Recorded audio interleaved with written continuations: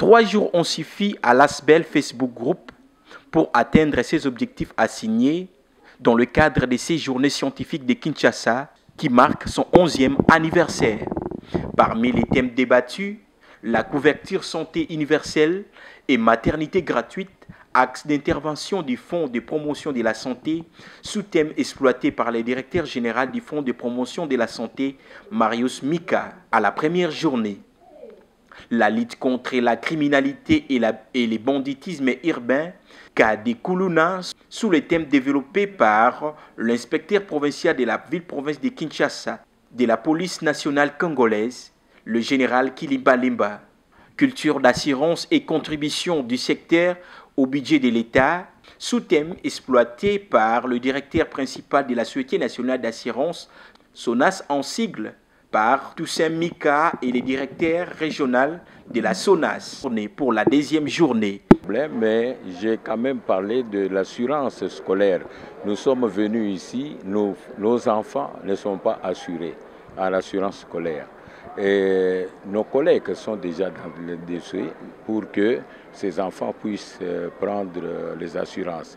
Et aussi faire une large diffusion que nous sommes en train de distribuer actuellement, le flyer qui s'appelle Mopila, Assurance Mopila. C'est pour les chauffeurs. N'est-ce pas? C'est une campagne que la SONAS est en train de faire. Pour 3 mois, vous payez $200, y compris les chauffeurs. Hein? Ça n'existe pas. Hein? C'est là pour taxi, taxibus et ainsi que les motos qui transportent les gens. Vous comprenez que c'est très important. Et puis parler d'autres assurances qui ne sont pas obligatoires, telles que l'assurance familiale n'est pas obligatoire, mais vous devez la prendre pour éviter que les membres de la famille puissent avoir des pépins. Voilà un peu la situation. Avec mon collègue, le directeur Mbouyamba, nous avons parlé de... Nous sommes restés dans le panel. Donc, la thématique était la culture d'assurance et la contribution du secteur des assurances au budget de l'État. Je note que nous devrions être aussi avec les collègues, notamment l'ARCA, qui est le régulateur du secteur. Il était invité, il n'a pas pu venir pour raison d'agenda. Il y avait aussi Activa, qui devrait être là, mais ils sont à l'extérieur du pays. Le DG, je l'ai contacté, il est à l'extérieur du pays. Bref, de quoi nous avons parlé? Nous avons parlé de la culture d'assurance.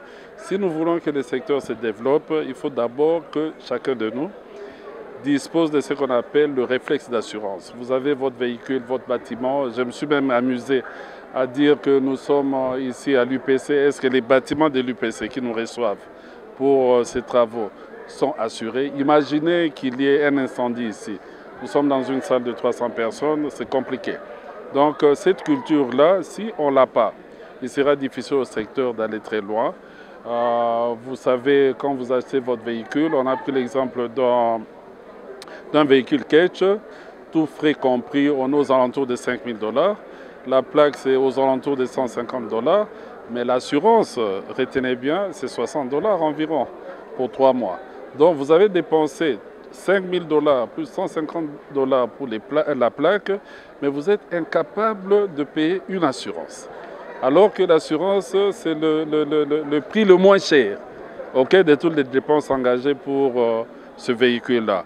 Moralité, les $60 qui devaient vous aider à protéger votre véhicule, vous n'arrivez pas à le payer.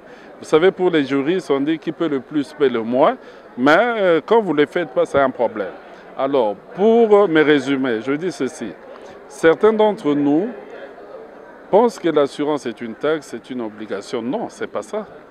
C'est vous protéger votre propre bien. Quand vous achetez un véhicule, vous ne voulez pas qu'il soit détruit par un accident. Donc, vous sortez en plus un petit montant pour l'assurer. Il en est de même des maisons. Nous vivons dans des maisons qui ne sont pas assurées. C'est un drame. Vous voyez, chaque fois qu'il y a des cas d'incendie, c'est un vrai drame. Nous montons à bord des véhicules, des Wewa, des taxis-motos, des bateaux, des avions qui ont des soucis d'assurance. Et nous avons voulu interpeller la communauté sur la culture des assurances. Donc l'assurance commence par soi-même d'abord, avant qu'elle devienne un problème public. La problématique d'énergie et développement était au cœur du débat À la troisième journée où la Régie des eaux et la SNEL ont répondu aux questions de la desserte en eau potable et électricité. Nous a permis, comme ont dit mes prédécesseurs, à clarifier parce que c'est comme quand on n'a pas d'informations, ce sont des rumeurs. Et nous demandons surtout que quand il y a un problème, qu'on se réfère à la source pour poser des questions. Poursuivons à cette troisième journée de la clôture le directeur général de l'Office de voirie et drainage, celui de l'Office des routes et leurs collègues du Fonds national d'entretien routier ont tour à tour démontré les obstacles liés aux infrastructures routières et des mobilités urbaines. Un moment important d'échange. Vous savez, nous sommes soumis à un contrôle citoyen. Aujourd'hui, cet exercice qu'on est en train de faire, c'est un exercice de contrôle citoyen pour que nous puissions, à ce genre d'occasions, apporter l'information appropriée à la population. Vous savez, parfois il y a les rumeurs, mais là nous sommes devant les intellectuels, ce corps scientifique qui a organisé ces journées, et nous sommes devant des intellectuels, des étudiants et d'autres personnalités, et nous avons estimé que c'était un moment important pour nous dans cet échange pour montrer ce que nous sommes, ce que nos entreprises sont en train de faire. Certes, ce n'est pas facile, nous ne pouvons pas prétendre que nous sommes les meilleurs, parfaits, mais chaque jour, par ces contrôles citoyens, ça nous permet aussi, nous aussi, de nous améliorer, d'aller de l'avant, d'écouter ce que pense la population par rapport au travail que nous sommes en train de faire. Nous sommes au service des relations et nous accompagnons le chef de l'État dans sa vision pour permettre à ce qu'il y ait le développement des infrastructures, qui est un élément important qui peut booster l'économie. Les infrastructures permettent l'intégration politique, économique, sociale et culturelle. Et nous sommes dans ces secteurs des infrastructures, que ce soit routier, que ce soit énergétique. Nous sommes là et nous devons accompagner le chef de l'État ainsi que le gouvernement. Quand vous regardez dans les 6 axes du chef de l'État, vous retrouvez une matière sur les infrastructures. C'est vous dire ça a une importance et nous pensons que ces échanges, ce sont des échanges que nous souhaiterons que ça se passe de temps en temps pour que nous puissions échanger à travers cet échantillon de la population pour faire passer le message et savoir ce que nous sommes en train de faire. Université benga ibiso pona ko kokolisa makanisi na oyo etali oyo na lopoto tobengi nzela na mobilité urbaine, c'est-à-dire botamboli ya bakinoise pe bakinois mokolo na Kinshasa pona kokende na bisika na bango na misala, kokende na bisika na biteyelo, kokende na bawenze, ainsi de suite. Soki université bengaki biso pona kokolisa makanisi na likambo iye, ezali po ete lelo tozomona ke oyo tobengi mobilité na lopoto ezali kosalema na bakokoso mingi du fait que bakinoise pe bakinois bazali ko effectuer oyo tobengi mouvement à sens unique na tongo bango nyonso bakokamata direction moko na pokwa bakamati direction contraire et ezosala ke na nzela baencombreme eza mingi ezosala ke bato bazotambola malamu te. Donc université ebengai biso en tant que compagnie à l'état oyo ezali impliqué na misala ya nzela pona kokolisa makanisi kopesa oyo na lopoto bapesi piste de solution pona solution ezwama na makambo oyo. C'est une initiative louable comme l'ont dit mes prédécesseurs. Les FONER, chez nous, on apprécie ce genre d'activité parce que ça permet aux FONER de parler et de définir son rôle. Beaucoup de gens ne connaissent pas le FONER, ils entendent parler de FONER mais ne connaissent pas le FONER. C'est l'occasion pour faire la démarcation entre les agences qui font les travaux et le FONER qui fait la planification, qui mobilise les fonds et fait la planification financière. Et au regard des échanges que nous avons dit à la fin, nous pouvons dire que c'était une activité louable parce qu'on nous promet une prochaine session en octobre.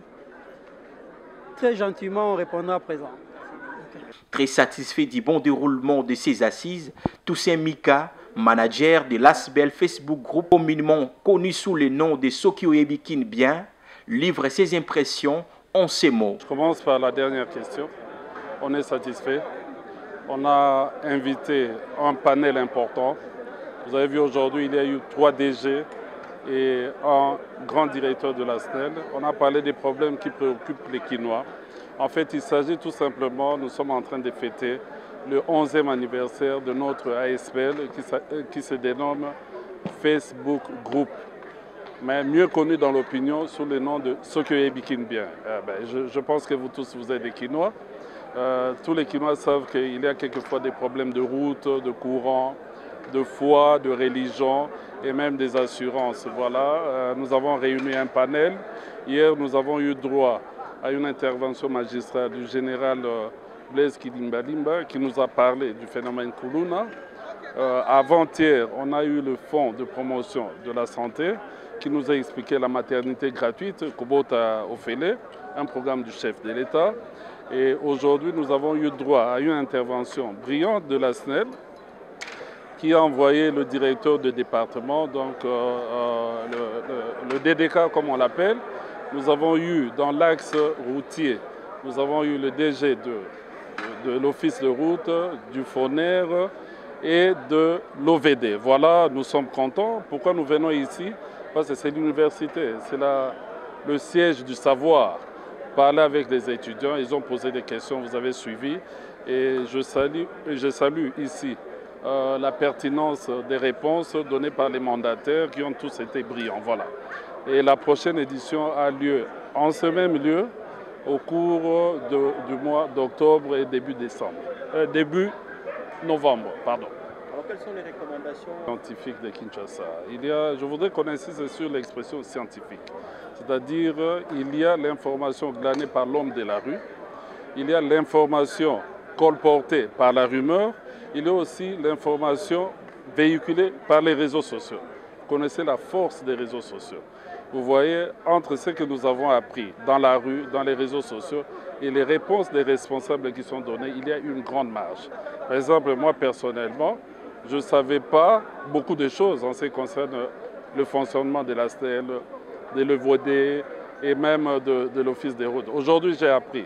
Alors, notre leitmotiv, c'est quoi? Nous voulons porter l'information, la vraie, au niveau de la population. Ici, nous tous, nous habitons quelque part. Nous sommes dans un quartier quelque part.